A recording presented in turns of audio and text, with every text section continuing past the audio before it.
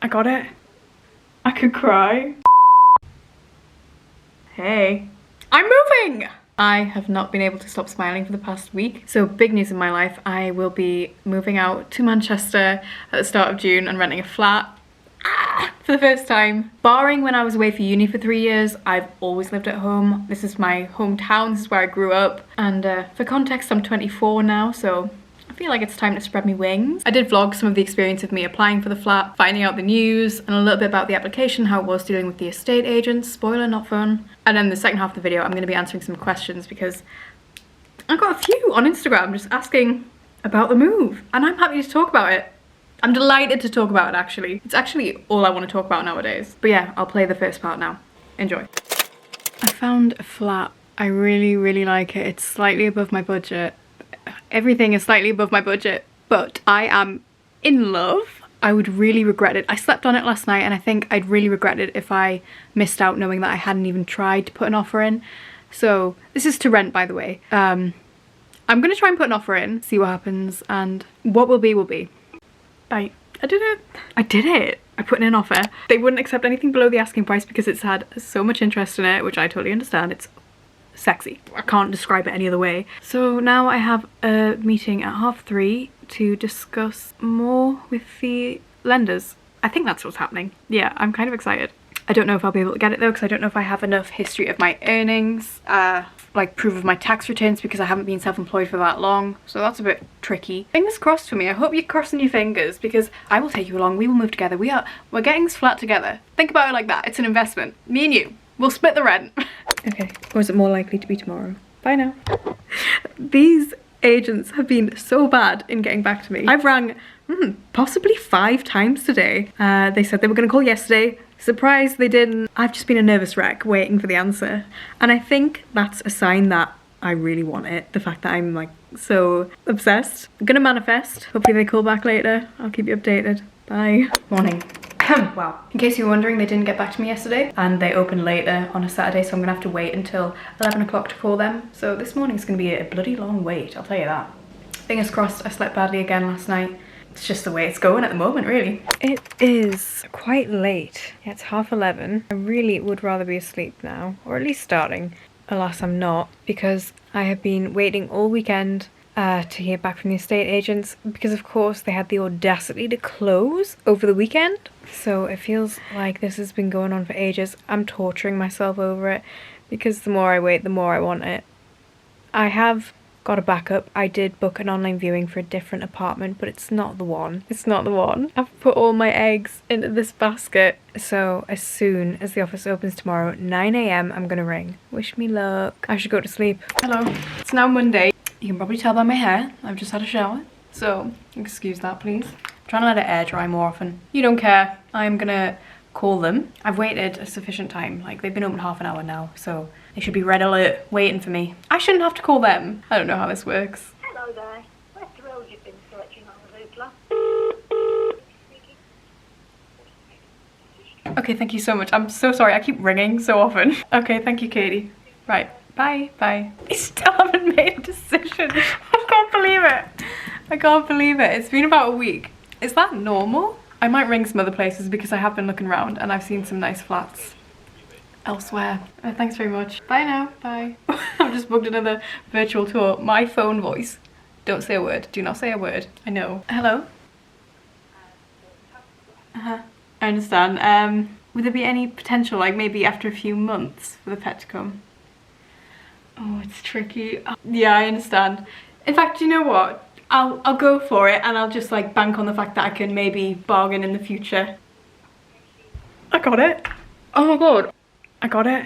I fucking got it. Well, she just rang back. I got it. Is that for the original flat? No way. I know. I could cry.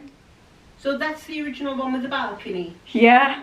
Well, she said they're not too keen on the cat. I know, I was like, he's really lazy. It's a new dawn, it's a new day, and I have to fill out some referencing details, because to be able to get it, I have to like have a good credit rating and like have a reference, a guarantor. Apparently I can fill it out on my phone, which is very handy. That was a bit of an abrupt ending. Basically, the credit checks went through okay, everything's fine, we're rocking and rolling, I've got the damn place. So how long did it take to find the flat?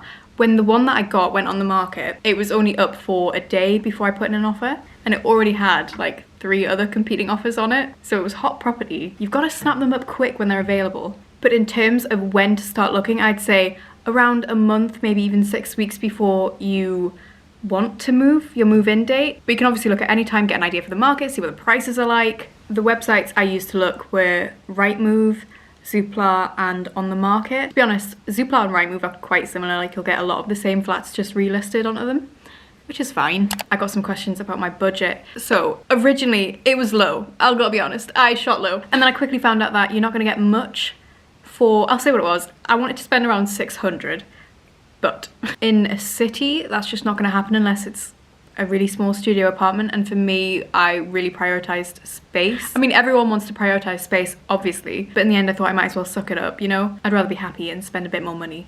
I don't actually mind talking about money because we all go through it. We all have to deal with finances. So then I shifted my budget. I said, okay, 800 max, which I thought that's quite a bit, isn't it? But then the gorgeous flat that I found was 850, and I thought, for the sake of 50 quid, I'm gonna push it. But I would probably go no higher than 850. I just don't think I'd be able to do it because 850 doesn't include bills, you know, utility, gas, electric. It doesn't include food shop. It doesn't include council tax. So you got to factor all that in. So after that, it would be considerably more to rent every month. I've got to take a sip of matcha every time I finish a question. Just a rule I've made. Green mama. Specifically, I was looking for a 1-bed with a balcony, just in the off chance, maybe not even the off chance, just in the likelihood that we go into another lockdown. I really wanted some outdoor space, so I wanted a balcony, big windows, just for the purpose of my work, because I work with a lot of brands on Instagram, so I need light for good quality pictures. You understand that. I also wanted somewhere where I could bring a pet so I could have little bowie baby with me. I like the idea of wooden floors because I think it's easier to clean. I like exposed brick, and I wanted it furnished. I also wanted it to be a 6-month let rather than a 12-month, which is pretty standard. Unfortunately, they're few and far between because landlords will obviously prioritise someone looking for a longer let, so it guarantees them an income. So that's one that I had to back down on. The reason I wanted 6 months is because I wanted the possibility to travel in the new year. So come January, I wanted to not have any ties. However, I was talking to my friend about this, and she did say that it'll take you a couple of months to settle in. So after that, 6 months isn't going to feel like a lot. Plus, who even knows if traveling is going to be an option in the new year? I mean, fingers crossed, but we don't know. So it's probably best that I got 12 months. Many a question asking if I was moving in alone or if I had a flatmate. The answer is I'm moving alone, chums. I did sort of consider getting a flatmate because cheaper rent, but I'm so impatient and I saw so many properties that I wanted and I didn't have time to wait. I chose Manchester because I went to uni there. I bloody love the city, I love the culture, I love the people. I also think it's got a lot of the benefits that London has in terms of being metropolitan, having really good opportunities without the London prices.